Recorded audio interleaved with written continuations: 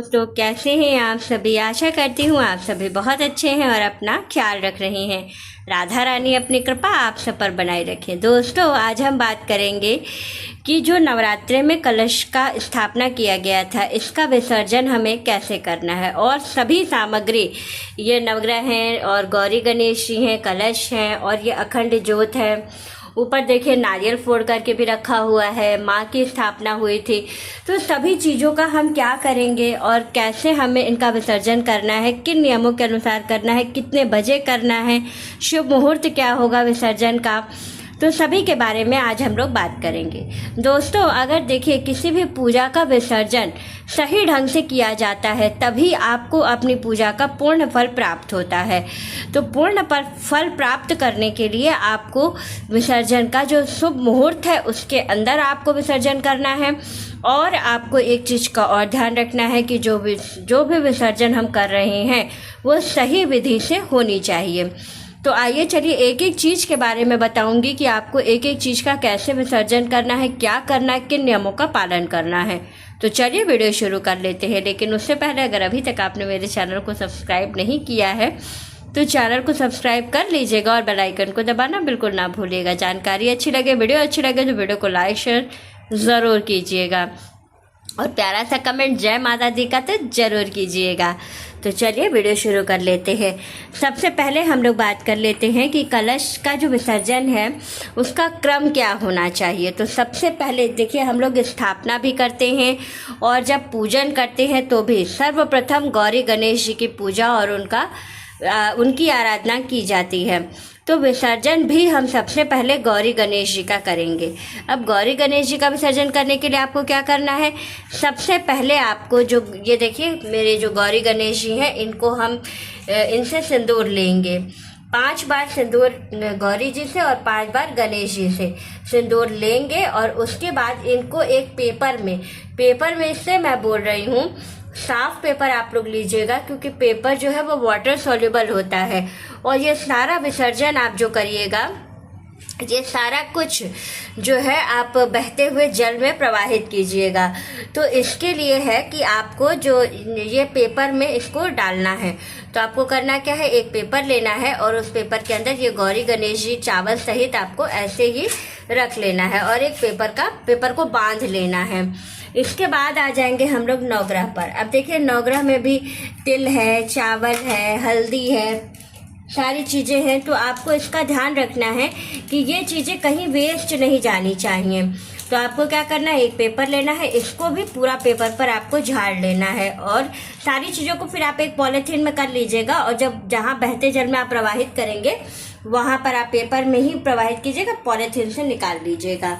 तो इस तरह से आपको नवग्रह को एक पेपर में रख लेना है। अब बारी आती है कलश की।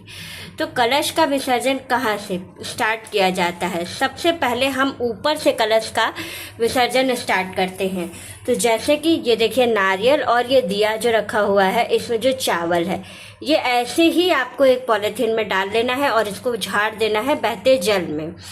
तो आपको ये करना है। उसके बाद से जो ये आम के पत्तियां हैं इनको भी आपको जो है बहते जल में ही प्रवाहित करना है।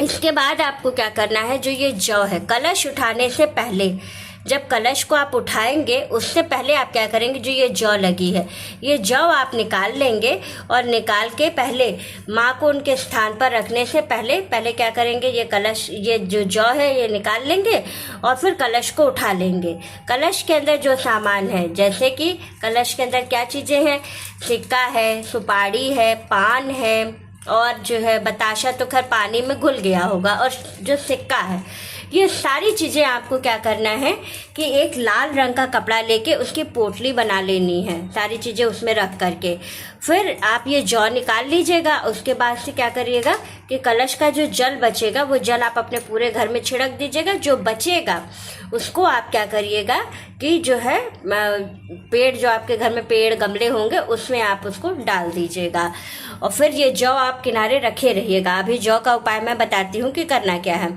फिर आ जाएंगे हम ऊपर माँ के पास। ऊपर देखिए नवमी के दिन नारियल हम लोगों के यहाँ प्रतिपदा के दिन रखा जाता है, और नवमी के दिन जब होम हो जाता है, हवन के बाद बलि दी जाती है, तो हम लोगों के यहाँ ये नारियल फोड़ा जाता है। तो ये नारियल हम प्रसाद स्वरूप सब में बांट देंगे। जैसे जो भी घर के लोग हैं या बाहर के लोगों को भी आप दे सकते हैं, तो आप उनको बांट देंगे। मेरा सिंधोरा है वो अपनी जगह पर चला जाएगा। माँ जो है वो वहाँ से उठ करके कपड़े चेंज करके अपनी जगह पर जहाँ उनका यथास्थान है मैं वहाँ उनको रख दूंगी, और तस्वीर भी जहाँ माँ की रहती है वहाँ मैं उनको स्थापित कर दूंगी। तो ये इस तरह से आप क्रम से जो है एक एक चीज़ का विसर्जन कर देंगे। फिर चौकी हटा लेंगे, चौकी को उठा लेंगे, उठा करके चौकी का जो कपड़ा है इसको आप झाड़ लेंगे। धुलना नहीं है, कपड़े की चौकी को उठाना है और झाड़ करके रख लेना है। फिर कल सोमवार का दिन है, सोमवार यानी कि सबसे अच्छा दिन है, तो इस दिन आपको क्या करना है, विसर्जन कर लेना है। तो आप क्या करिएगा कि सोमवार के दिन जो है आप कलश का विसर्जन कर लीजिएगा, माँ को उनकी जगह पर स्थापित कर दीजिएगा, कपड़े को झाड़ के रख लीजिएगा। और जो ये एक दिया है जो मैंने प्रतिदिन इनको जलाया है, तो कल सोमवार का दिन है तो कल इनको भी हम धुल सकते हैं। अच्छा हाँ, ये देखिए नवग्रह का प्रसाद है, तो नवग्रह का जो प्रसाद होता है इसको खाया नहीं जाता है, तो इसको हम लोग गाय को खिला देंगे। तो इसको मैं उठा लूँगी और उठा करके रख के फिर मैं सुबह में जब कोई गाय आएगी तो उसको खिला दूँगी। अब बात आती है अखंड ज्योत की। जो ये अखंड ज्योत है इसका हम क्या करेंगे, तो देखिए अखंड ज्योत में अभी तेल है, ये रात भर तो जलेगा ही। जब ये सुबह बुझ जाएगा और अगर इसकी बाती पूरी जल जाएगी तब तो मैं इसको जो दिया है इसको बहते जल में प्रवाहित कर दूंगी। और अगर मान लीजिए कि दिया में तेल रह जाता है या बाती पूरी नहीं जलती है, तो इसको मैं क्या करूँगी, अपने घर में ही किसी गमले में या कच्ची मिट्टी अगर घर के आगे है तो उसमें गाड़ दूंगी। तो देखिए ये मेरी दिया में जो है फूल भी बन रहा है, माँ के बाती में फूल भी बन रहा है, तो ये बहुत शुभ संकेत है। और इस तरह से आपको पूरा विसर्जन कर लेना है। और दूसरी चीज़ कि जो ये कलश के नीचे का जो जौ है, जब माँ अपने स्थान पर चली जाएंगी फिर आपको क्या करना है, जौ को माँ को चढ़ा देना है। और जो जौ आपके पास बच जाएगी उस जौ को क्या करिएगा, जो लाल कपड़े में आप जो कलश का सामान जिसमें रखे हैं उसी में आपको ये जौ डाल देनी है, और जौ डाल करके एक गांठ लगा के अपने घर की तिजोरी में रख देना है।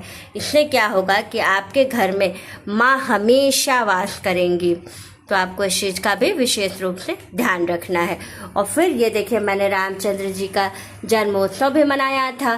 फिर इसके बाद हम रामचंद्र जी को उनका तस्वीर उनके स्थान पे लगा देंगे। ये जो रेड कलर येलो कलर की चुनरी है, इसको मैं या तो पंडित जी को दे दूंगी या तो मैं अपने घर में इसको अपनी तिजोरी में रखूंगी।